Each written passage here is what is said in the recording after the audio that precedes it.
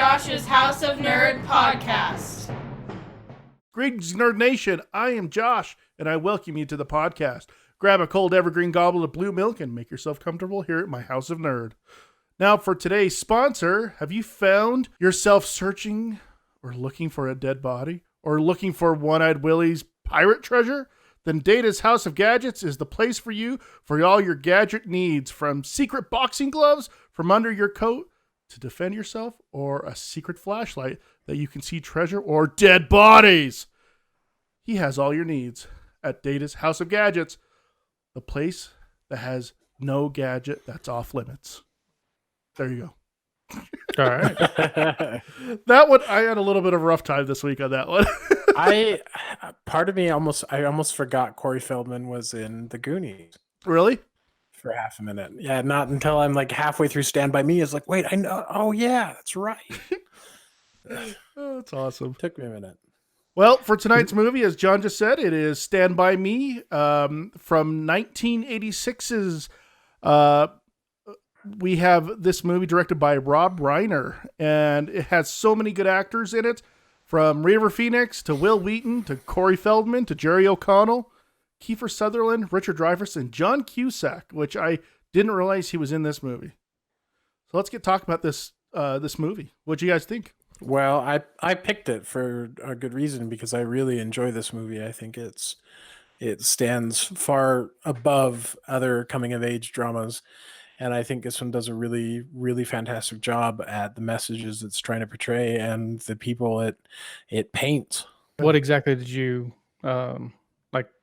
Why would you put this up above others? Are there specific things about the movie? Because I mean, those, you're probably right, but those are all general things about the movie. Well, yeah, no, I there's a couple of big scenes that stand out to me. The conversations that happen between River Phoenix and Will Wheaton's characters, especially the one at night when they're all around the campfire and River Phoenix's character breaks down. Those few conversations like define a lot of the movie to me. And those conversations felt real and impactful and felt realistic and well done. And I think they encapsulated the problems that were facing the protagonist throughout the film. So I think it's those few conversations for me that provide kind of the core goodness of this film. And then everything else kind of just builds on top of that, and it just gets better and better as we go along. But those conversations to me were kind of one of the core bits of this film that stood out. I'm trying to think of kid actors that have done as well as that group of four did in that movie. They're such good actors in this movie. I've seen lots of movies with kids in them, and most of the time you're just like, you kind of shrug your shoulders, and there's a handful of ones you can name that you're like, okay, that kid carried the movie, like Sixth Sense maybe or something like that. Mm-hmm. But at the same time, it's like I've seen tons of movies where basically I have to just kind of excuse the kid actors, but they're usually not in the primary roles too. So maybe that's the difference. No, I agree. And the great thing about every one of these actors, I mean, Corey Feldman, a little questionable because he's kind of dropped off a little bit, but all of these actors went on to like famous parts. Unfortunately we lost River Phoenix in the prime of his acting, but every one of these guys went on to good roles. I mean, Corey Feldman was in his prime at that time, and I mean he went on for another 10 years just acting his butt off, and rightfully so, because he is fantastic. Every one of these characters are believable in their parts. Yeah, I think they're not super cliche. Yeah, that's got to be the thing for me, is they sounded like real kids. Real kids having a lot of fun. Except for the leeches. The leeches were definitely not. Have you guys ever had something like that happen to you? I've had a leech. And I'll always remember it for the rest of my life. But I've had something, really similar happen. That we used to have in the back of my house growing up, we had our next door neighbor had a old time pond. It was a buffalo water hole that has been preserved, and we could go swimming in it. And towards the end of the year, get kind of like mossy and swampy, and there'd be leeches in there. And that, we'd go just jump in, and every once in a while you'd come out with leeches all over you. And that's the kind of things in this movie that I love, is some of those things that, may not have happened to you or could have happened to you, but, you can kind of relate to, maybe happening to when you were growing up, And John, to go back to what you were saying before, one of the things that about what makes this movie important to you is, I think, very similar to me in the sense of these kind of like one-on-one moments where you get to see these kids and what's troubling them, and a lot of, I'll go with Gordy's thing here. Sometimes, I even still to this day have questioned, if my, this is deep, but how much my dad loves me. I know my dad loves me, but he doesn't say it that often, and not as much as I wish he would. And I forgot when I first started watching it. I must have seen this movie so long ago that it was only 4 months after the older brother died. His parents are still mourning, grief stricken. Yeah, and I'm not necessarily letting them off the hook for how they treat their youngest. Whether or not the recollection to the dinner table, that happens in the movie, where his dad's ignoring him and talking to Cusack's character about football and stuff like that, is actual reality or more just his perception of what happened then, that type of thing. I think it's a. Well, I feel like I've personally walked a different path than my dad thought I might. My dad's a big sports guy. I know he wanted me to try to walk that path, and I never did. I was always, walked a different path, as you guys know. I like technology more. I like computers more, movies more, things like that, video games more. And I always wondered if that impacted me and his relationship. I mean, these are just kind of these themes. These are things that I kind of relate with this movie, that I pull out of this movie for me personally, that makes this movie so memorable. It's these underlying themes of every one of these kids are coming together, and they all have their own problems, and yet most of these kids are kind of the hellions of the town. At least 2 of them are, and yet they're coming together, and through their heartache, through their pain, through their struggles, they're become like really, really, really close friends. And I've had a couple of those close friends in my life. I've had my cousin Gavin, who I've always been able to relate to and be able to talk to and stuff like that. Ever since I was little, and those are the times that not everybody has had a friend throughout their lives that they can tell their personal feelings about, and that's another thing I really relate with this movie, is how they all, at least how River Phoenix's and Will Wheaton's character can talk to each other. I didn't feel like they ever had that same level of relationship with the other 2. I mean, clearly at the end it says, hey, I kind of lost touch with those other 2, but he always went on with River Phoenix's character as a friend, which I thought was just fantastic. It just shows you how close of friends they were. Mm-hmm. Well, and then how normal it is for friends to grow apart too, for even a good friend group to suddenly be just gone and not have paid attention or noticed it throughout the time. Have you guys had that happen to you before? Oh yeah. Have you? Yeah, for sure. I definitely have as well. I remember my 3 best friends in high school. I've barely talked to one of them. I'm still really good friends with the other one, but the other one barely have talked to, and yet for 2 years we were just tight. And it sometimes hurts a little bit that we're not as, haven't communicated with that person as much as I'd like to. So, this movie made me start thinking about something. John chose the coming of age kind of genre for this month, and I'm wondering if coming of age is just shorthand for like the solidification of trauma that defines a character going into adulthood. It's like the things that you don't, when you're a kid, you don't understand the trauma. You just kind of exist in it. You don't really put a label on it and stuff like that. And then maybe at a certain point in time, it becomes the inciting incident to adulthood, or at least adolescence, and kind of moving into that character that you're going to be. And I felt like that was kind of kind of what the movie was maybe saying to a degree. It was like portraying these characters and saying, okay, they definitely had a trajectory that they were set upon by the town and their family and the reputation and stuff like that. And even in that idea, the friends really didn't end up in, very many different places except for maybe River Phoenix's character. Then their trajectory sent them, that type of thing. That's interesting. The solidification of trauma.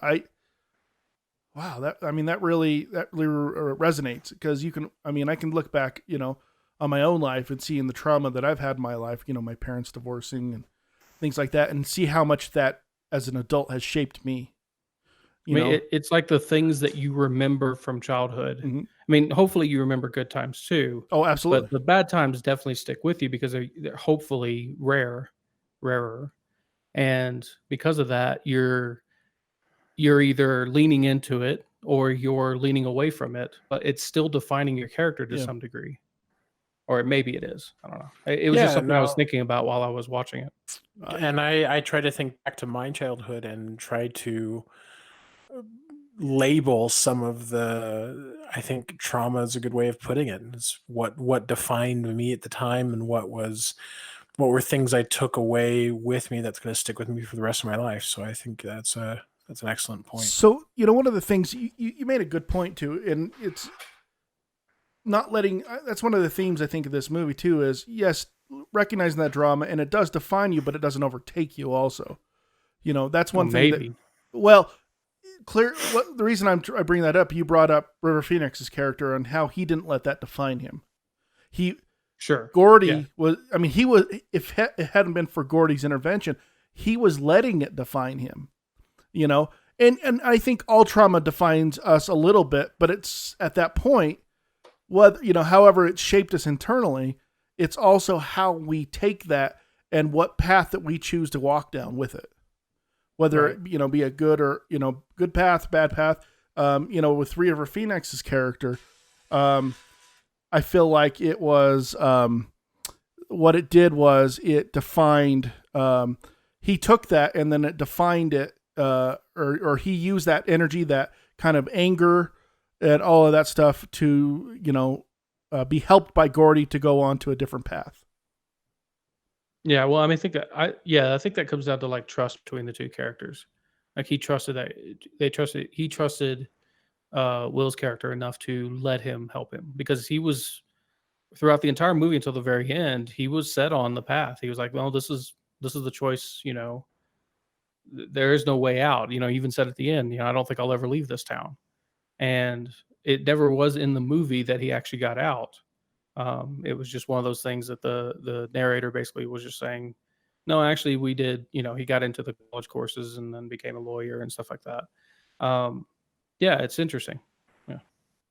So the next question I have, if we're winding down on this topic, is, could this movie be made now?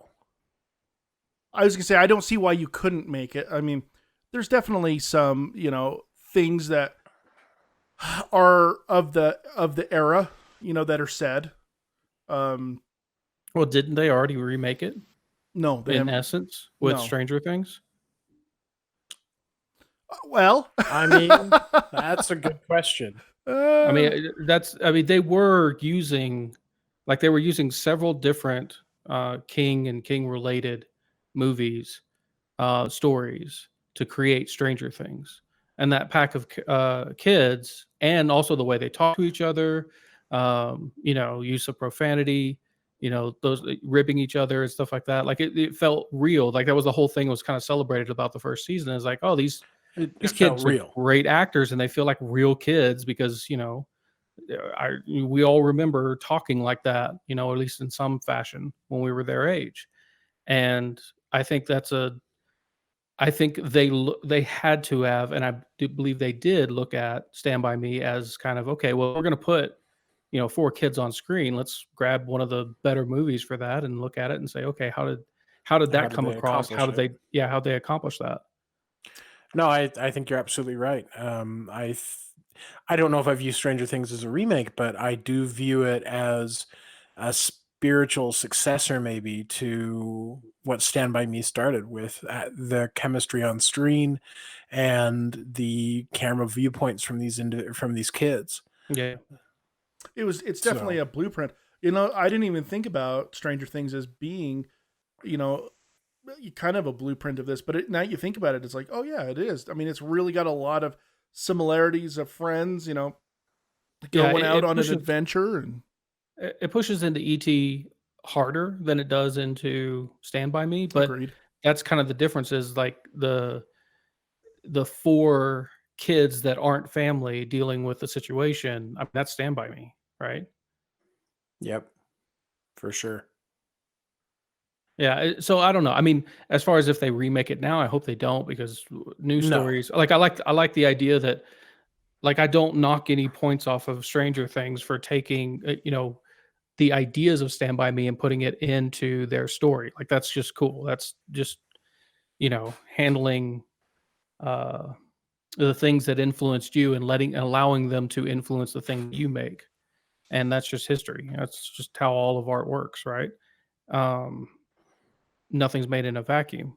But coming back and like remaking, like shot for, you know, maybe not shot for shot, but, you know, kind of doing the same thing. I didn't necessarily enjoy it, you know, as far as like the idea of like, let's remake it and do it, you know, now. I mean, you know, the special effects are maybe better and stuff like that, but I don't think the story's better, you know, if you've seen it already. Mm-hmm. Yeah, I've seen it. I guess I can't get on I'm not really on the kind of, yeah, let's just remake all the stuff that my generation is nostalgic for, because somehow we have to be catered to because we have money now. I'm like, tell us new stories. I'd rather have new stories. I can always go back and watch the other ones. Yeah, please, no more remakes of Poltergeist. I'm sorry, it was just awful. I hope we never see a remake of Stand By Me. No. There's just something classic about this movie, you know. Just the whole idea about the buddy, just my friends. I mean, I may not have I was gonna say I may not have sworn as much, but there was times in my life I probably swore as much.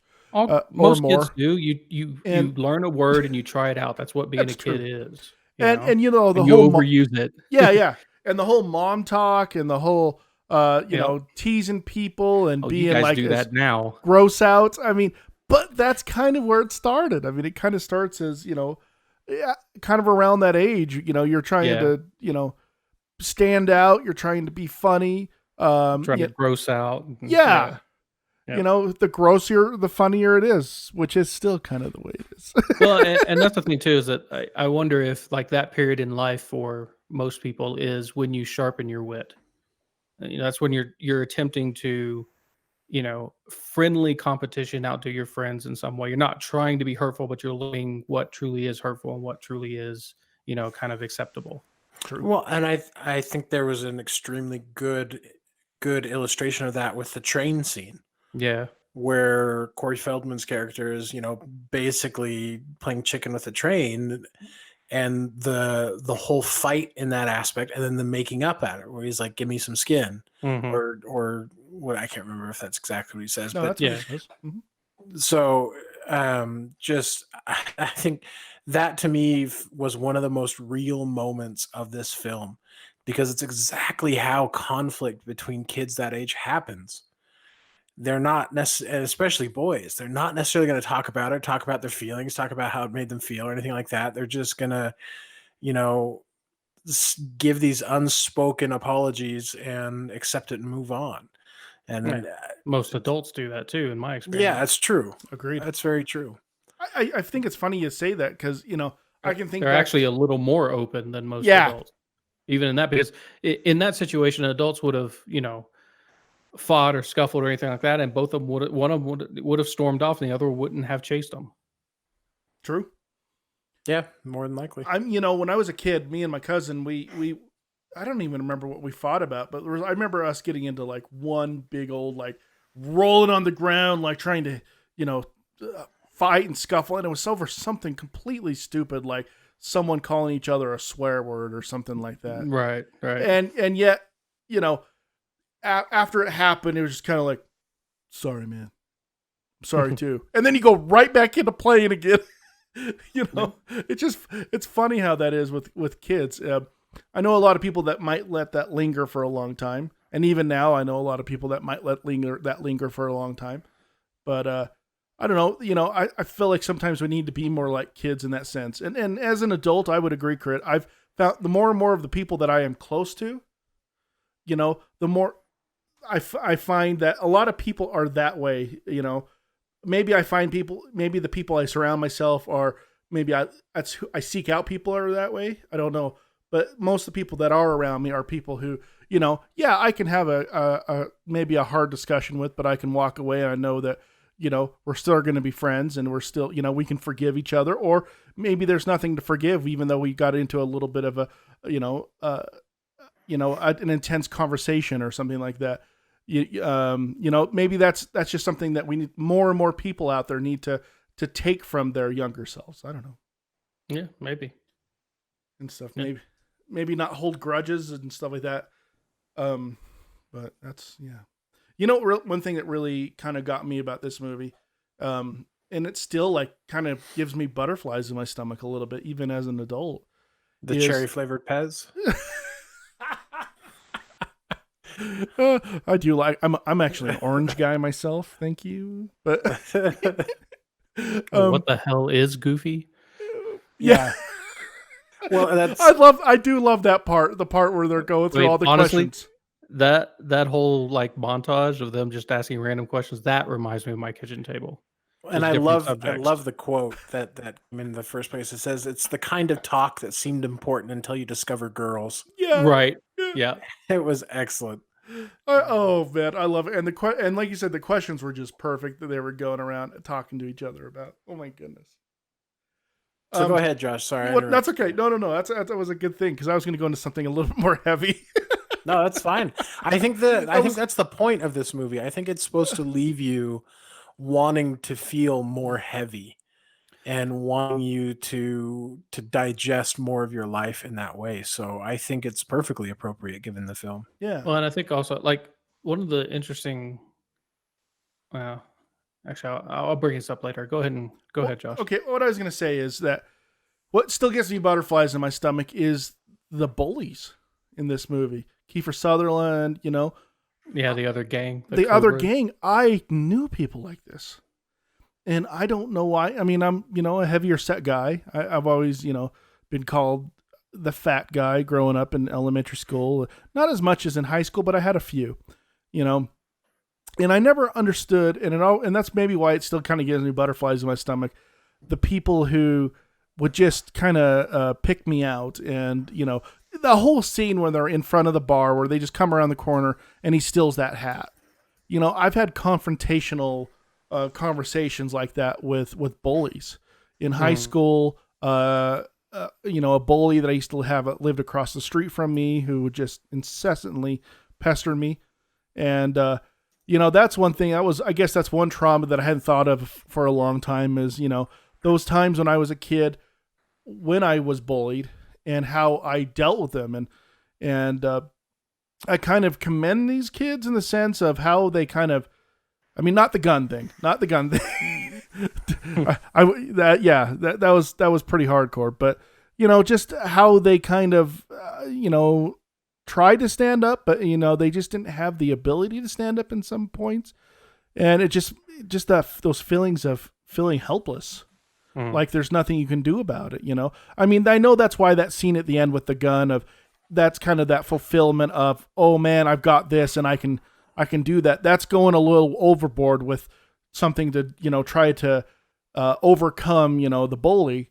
But nevertheless, that the point that was being driven home, was, at least in my mind, was them somehow trying to overcome the person that's been very, that's been treating them like crap throughout their lives, and including the, River Phoenix's brother being there and standing up to them and them saying, no, I'm not backing off from this. You can kill me, but I'm not backing off. Well, it's the choice to face that which is more powerful than you in order to do what is right or what you feel is right. Mm-hmm. And that's, it's obviously from the outside nuts, but at the same time, if you're in that situation, you're not going to watch your friend get gutted by a bully, you know. And and the incredible part was like you just said too, standing up for something that you believe. That whole thing of River Phoenix's character, not wanting to move out of the way, even though he's being threatened by being gutted by Kiefer Sutherland's Ace. And I thought that was very courageous. I mean, how many times in our lives have we come across that where we take a stand? And we don't know why we're taking a stand, but we take a stand against something that's so incredibly huge, like maybe dying. Well, maybe, but I think it has to come. I think it might come down to, at least the way I read it when I was watching the movie, was this is the line that he was able to clearly see that he could stand on. Mm-hmm. And you could say, okay, this is where where that kind of was still kind of talking about solidification of trauma and stuff like that, and how it basically is the foundation of your character. The foundation of his character was, he's always been, that's kind of the property of his character, was a protector. That's kind of, and as soon as he saw the situation where he could protect the dead kid and everything like that, he saw that this was a chance to, if he walked away now, he wouldn't be that person anymore, right? He wouldn't be the protector. He wouldn't be who he was and who his friends think he is if he walked away from it. You notice the other two kids ran. Obviously, Will's character was standing off camera, didn't go anywhere, but that's kind of his character. And again, that's a traumatic experience, regardless of the fact that they quote unquote won. But that still creates his character in the future, and it's how he got stabbed when he was an adult and trying to pacify a situation. It's the exact same situation that he was in at the riverbed. That's actually really cool to think about, man. I guess I never really put two and two together that him taking that stand was led to down the road of why he was killed, why the story was even being written down. Yeah. That kind of gives me chills a little bit. That's kind of cool. Yeah. And one of the things that I thought about also was when we were talking earlier about, should we remake it again and stuff like that. And I was really thinking there's no reason to. And the main reason is none of us saw the 50s, right? Mm-hmm. Like the setting that they're in is still really far away from when we were born. Yeah. And the situations that we were in. And yet that movie still communicates, and I bet if you sat down, someone, I don't know, it's a rated R movie, so I don't know what the right approach is for sitting a, maybe 13, 14-year-old kid or something, Mm-hmm. or a teenager or late teen or something like that, and watching this movie. I would bet that most of them would see similar things that we saw when we saw it earlier in our lives. And so given that, if that's true, then there's no reason to remake it, right? Because there's nothing more you could say. Can you make it more relatable by giving everybody a cell phone? I don't think so. I think you hit on something really, really good right there, man, and stuff. Is that I think that's what made this movie so great. Is I remember going out into camping with my cousin. This is back before, of course, cell phones. Not too long before cell phones, but going to camp and the whole kind of difference it was to be out there and know that, the only way that you could contact with somebody is to drive, 30 minutes. I mean, kind of being out there on your own. And that's kind of, I felt like what drove a lot of this movie is them being on their own out there on that adventure to find that dead body. And it was just them. They didn't have anybody they could really run to most of the time. They had to rely on each other. Yeah, the whole setup is such a 12-year-old boy thing to do. There's a dead body. It's 30 miles away. Let's just go. It's just, you don't think.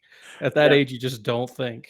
Have any of you ever walked on train tracks? Yes. Oh, yeah.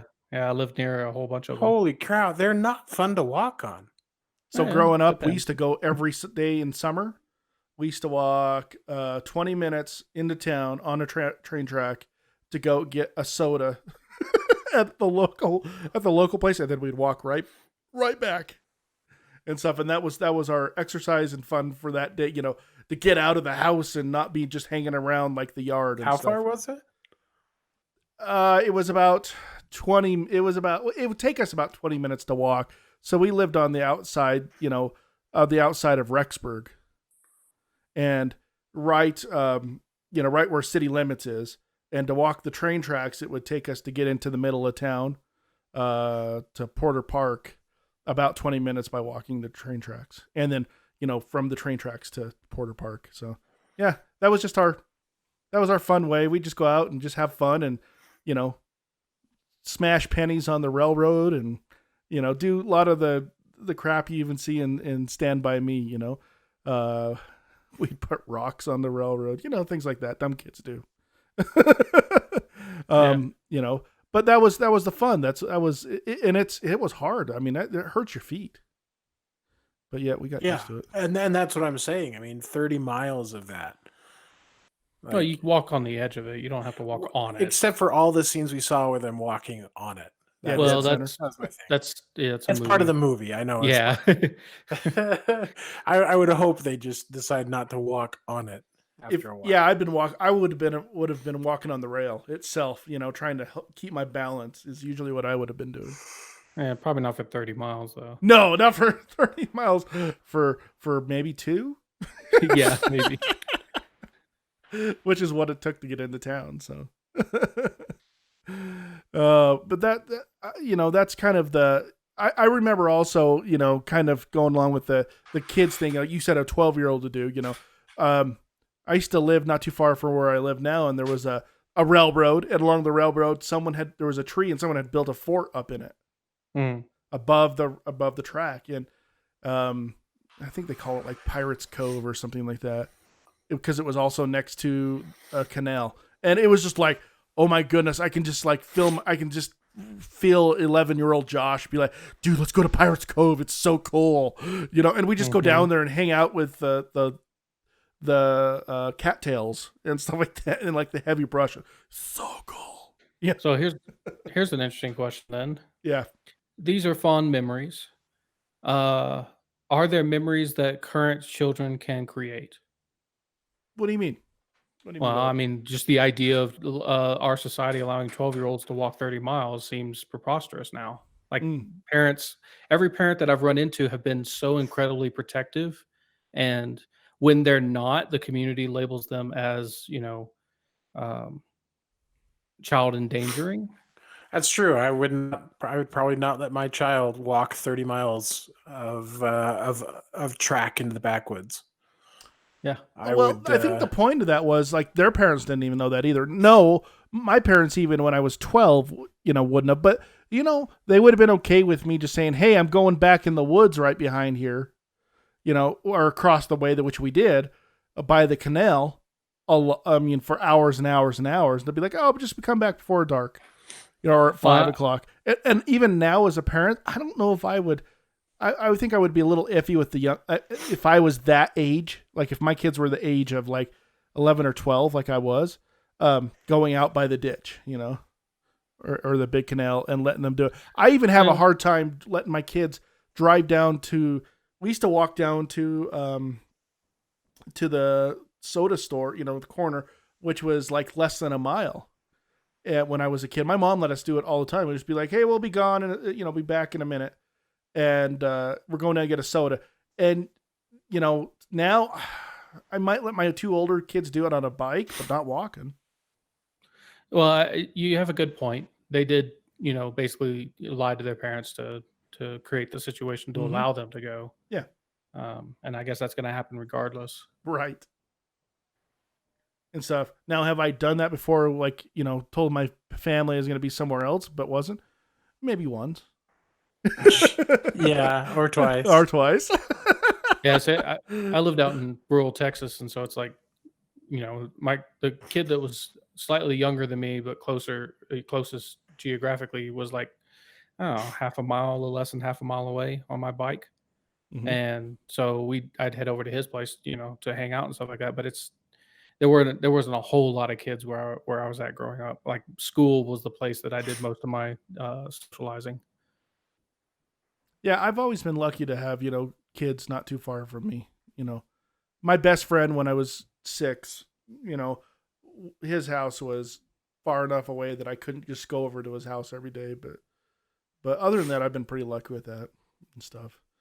But it's definitely, you know, I think it's an important thing to be able to do. I mean, it'd be hard not to have, you know, those friends. Mhm. But it seems like those friends that were close sometimes were sometimes bad influences too. I mean, I think all friends are bad influences In in one some way. way. Or another. if your friends weren't the bad influence, then it was probably you that was the bad influence. So, I think Yeah, it went both ways, in all honesty. well, I'm sure there's an exchange of glorious 12-year-old ideas. Woohoo! Oh no, that's what I love about this movie. It's just it brings out so many of these these kind of old feelings, you know, and that maybe that's nostalgia in a bottle for sure. This is the ultimate one of the ultimate nostalgias, you know, movies and stuff, and that's okay because that's you know that's why this movie is so enjoyable every single time a person watches it, and that's okay. You know, that's the kind of things we look forward to because we can't do that stuff every day, and this movie allows you to go out and relive those times that we can't go back to anymore, that we might crave, or maybe not, or maybe they're nightmares. Who knows? But at least it's nostalgic, nevertheless. Mm-hmm. Yeah. Anything else you guys want to talk about on this? I feel like we're winding down a little bit on this. Dreyfuss was a good pick for the Okay. narrator. I think it was a great choice for the narrator. Do you feel like you wish you'd have seen more of him? No, not necessarily. I don't not see in this him on film. screen. Yeah. Mhm. But I think he's just the right amount of like, I don't know, sass as the character. Kind of, you know, the way he described things was great. I know that's more probably writing than it is necessary, but his delivery was great, I thought. Yeah, well, he's always done a good job. I mean, I loved him in Close Encounters of the Third Kind. Yeah. Yeah, he's did- fantastic in that movie. He does a great job in whatever he's in. I like that the kids get dirtier over the course of the film. Yeah, Like when they they have just- the blueberries in their Yeah. shirts, and man, Yeah, I it's just like, Oh, and they didn't even start clean. Like, you know, Will's character's walking down the street in town when they're heading out, and his jeans are filthy. And I'm like, yep, that would have been me. I'd have put on whatever was on the floor of my room before I left the house. yeah. yeah, me too. What do you guys Yeah. think about the story in the middle? I mean, me and my cousin used to, as you can tell, we used to watch this a lot when we were kids. We just loved this movie, and we talked about Lardass a lot. I think Oh yeah. That whole- pie contests are gross now. Like it pretty much just put me off the idea of like a pie eating contest. Like I don't even want to go. Like I'd never want to go to one. that story, I don't know if it just resonated with me, just being a heavy guy, you know, all my life or whatever. But that every time Everybody loves a good revenge flick. you know, it's hard because it's like, you know, you want to get back at those people that maybe do it, but at the same time, that's pretty hardcore. that whole Well, it was story a just kind of story. I know. Yeah. It was a story made up by a 12-year-old, but it was interesting the empathetic character that the 12-year-old chose to tell about was from the point of view of the big guy. Mm-hmm. Yeah. Yep. That's kind of cool. That's a good take on like kind of a correct empathy. Or at least you know, empathizing with the weaker in society. That's kind of cool. I always thought that was interesting. Me too. Maybe that's why I always thought it was cool. You know, yeah, the revenge part of it was kind of cool. Like revenge in a not horrible, you know, way, in the sense, not a violent way, I guess. You know, but still kind of getting your little, you know, jab in there and stuff.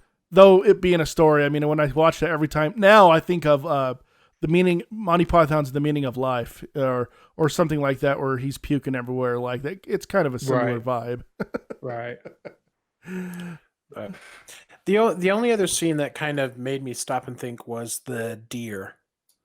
The deer he sees that morning, and he decides not to tell anyone about it. And I just Why do you think about that? Why do you think he didn't tell anybody? I didn't think of it as being like that significant, but to him, apparently it was. Secret, quiet moment for himself that he didn't have to share. I don't think there's anything wrong with that. I don't know either. I just wondered why this discovering was yourself as a kid, because I think you start to have those moments more as you grow older, and you have that moment of self-awareness, of self-discovery, of just quietness. And I think that's what you don't necessarily want to share that, because you don't know how it's going to be taken by a group Or of if individuals. or if it's even necessary. Like it's like Yeah. you don't know how to communicate it, and you're starting to learn that, just blurting out anything and everything that you're feeling doesn't really work very well. Yeah, exactly. Yeah.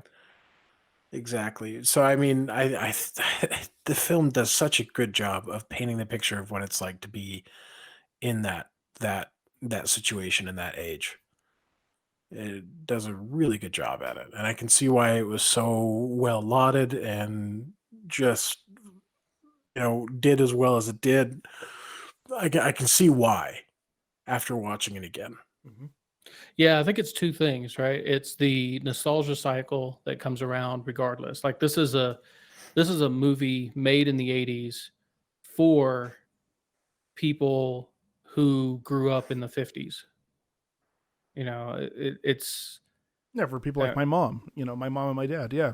That's Right. exactly who this is. Exactly. right. And so it's just that nostalgia coming back, and it's just that, Reiner did such a great job putting this whole package together, with all the other talent that's on there too, that it stood the test of time. It managed to break through just a wave of nostalgia movies that happened during that time. And a lot of them driven by King. There's a lot of movies that King make, and not all of them, hardly any of them actually are as good as this one. The only other Agreed. one I can think of that it's really, really, really, gets me still is, on a feelings level, is Shawshank Redemption that he did, which Yeah, again is but a short story of his. But that was later, right? That was Way later. that was a 90s movie. It was, yeah. Yeah. Yeah. Yeah. So I think, yeah, it's not surprising it did well at the time it was released, because it hit its target audience really well. I think the thing that surprises me is that it managed to still speak to audiences that it was not made for, or at least not explicitly made for. Yeah. Well, and that Like, soundtrack does, Tech didn't grow up in the 50s. Yeah, it managed to capture, kind of the timelessness of boyhood at that point. and the soundtrack doesn't hurt at all either. That is a perfect soundtrack for that era as well. Yeah, I mean, there are no bangers there, but there's definitely, it's the 50s setting. It's great for that. I mean, the lollipop scene, that's always one of my favorites. Yeah. Yeah, and I wonder, do women have the same response to this movie? I mean, this seems a very, as a very male-centric movie, right? It's like, okay, is this if we had someone else on the podcast, would they have a different tale to tell about this? Like, would they be bored by it? Does it make sense? Or are they just like, boys are gross, and they kind of are, Yeah, I do. I've talked to my wife about this movie before, and she likes it. I've talked to my mom about this movie, but my mom is that demographic though that they were going for. Right. She grew up in the setting might be more interesting than the. I think her earliest memories are the early '60s. Is what she. Yeah, she's probably upset with you lumping her in with the 50s. Well, she was born in the 50s, but yeah. Anyway, but she can't remember until the early '60s. Yeah. Right. Dang you, Josh. Yeah. Calling me old. Yep, every day. Anyways, but yeah. I'm sure she'll be okay with it. But no, fantastic film. I'm glad I had a chance to bring it up to the podcast. I'm glad you brought it to us too. Let's do our ratings then, guys. All right. And stuff. John, go ahead and do our. Would I watch this with my mother in the room? The answer is yes, but then I'd have to be prepared to answer questions about what I did when I was 12 that she doesn't know about. So that should happen. I went after any dead bodies. Going on that one, I already told my mom a lot of stuff, even though I've gotten a Joshua. Uh-huh. There's not too many secrets I have between. Yeah, there's not too many secrets between me and my mom anymore. But she'd still ask. Okay, I guess I'll go. I gave a 9 out of 10 cherry Pez. And if I would buy this movie, I already have a long time ago. It's one of my favorites. Crit, what would you give it for a rating? I'll give it 39 out of 47 Mighty Mouse versus Superman fights. That's a good one. That's pretty good. You know, Superman would win because he's real. Real. Versus a cartoon. That's awesome that you bring that up. That is, it makes me giggle every time they say that because Superman's real. I love the fact the other kid just like, oh yeah, you're right. Didn't even question it. Well, I mean, Jerry O'Connell's character in that movie is he's kind of gullible in that way anyway. I mean, yeah. Which still blows my mind that's Jerry O'Connell, man. Right. I love that guy. Also blows my mind that he's the fat kid. It's like, that's not fat. Yeah, no. And seeing him later in life after that was interesting. Yeah. I loved him in Sliders. Yep, I love Sliders. That was great. Yeah, they're great sandwiches. All right, Josh, what are you bringing to the table for us? All right. What I'm going to give you guys this week on the theme of coming of age is number 1. In this movie, education is not the only thing that is important or hidden. Number 2, this movie transports you to another place. Number 3, this movie will make you feel greasy. Well, I don't want to feel greasy, so I'm leaning towards 1 or 2. Interesting. I think I guarantee you'll like every one of these. These are great movies. Oh, I'm not influencing. Whoops, there I'm going. I'm trying to influence here. Sorry. Yeah, how dare you? How dare you? Okay, I think I'm leaning towards number 1. Okay, I'll go with number 1 too. Number 2. So you guys went number 1. Number 2 is Dune. Okay. Which is a coming of age movie. It is. Yeah. It is. Okay. Yeah. I would never have thought of Dune as a coming of age. Think about. I know. I get. I'm kind of glad I don't need to sit through it though. I didn't say that. Well, I know Crit would like it. The original Dune. I was going to say 1984's Dune. Yeah, I'm okay with that, but that's okay. All right, Dune. That's an interesting choice. I wouldn't have picked that, but go ahead. I know. I was trying again. I tried to pick one that's kind of out there a little bit. Well, I almost picked Star Wars Episode 2, The Attack of the Clones. I almost went with one of the Star Warses as well, but I didn't. Yeah. Because not the original one is a coming of age movie. Luke is a coming of age movie in that first one. Yeah, absolutely. Sorry, go ahead. But I was trying to go different. So, anyways, I thought that would catch you by surprise. Number 3, one of my favorite movies of all time, which I was like, the reason I said greasy was Greasers, Outsiders. Okay. The Outsiders, which I love to this day too. Such a great cast. But the number 1 is one that maybe you don't think of it as much, but this is a favorite of my wife's actually. The movie is called School Ties. School Ties. Have you seen it? No, I haven't. It's with Matt Damon. It's with let's see the entire cast. School Ties, like Ties. Uh-huh. Yeah, my wife absolutely loves this movie. It's one of Matt Damon's earliest movies. Pretty much conceal the fact he's Jewish. This will be an interesting film. Yeah, it's got a lot of interesting concepts, man. It's got American sports drama. Yes. Interesting. Yeah, Brendan Fraser, Cole Hauser, Chris O'Donnell, Ben Affleck's in this movie, Matt Damon. Yeah, one of their early movies. And yes, it does have I thought this would be interesting is not only is it a coming of age movie, but it's also, a lot of heavy topics like, race and all that stuff in it. So, it's the story and screenplays by Dick Wolf, who did Law and Order. Yes. Interesting. So we'll hopefully have to listen to the iconic sound. No, definitely see if he hit it in here. It's just 2 hours of that every 3 seconds. Well, if you guys haven't seen this, then I'm excited that you picked this one then. I might have seen it, but I don't know. I mean, 92. Yeah, this probably wouldn't have been on my radar.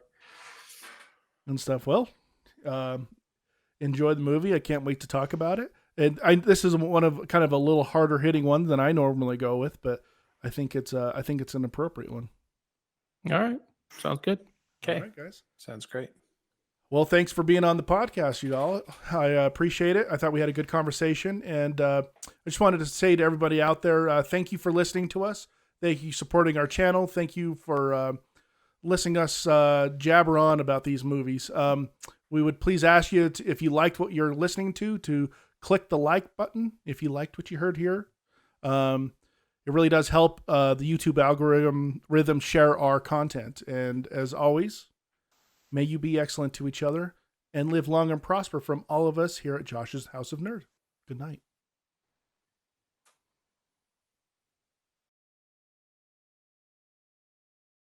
Thanks for watching. For more nerdy awesomeness, please like and subscribe and check out our other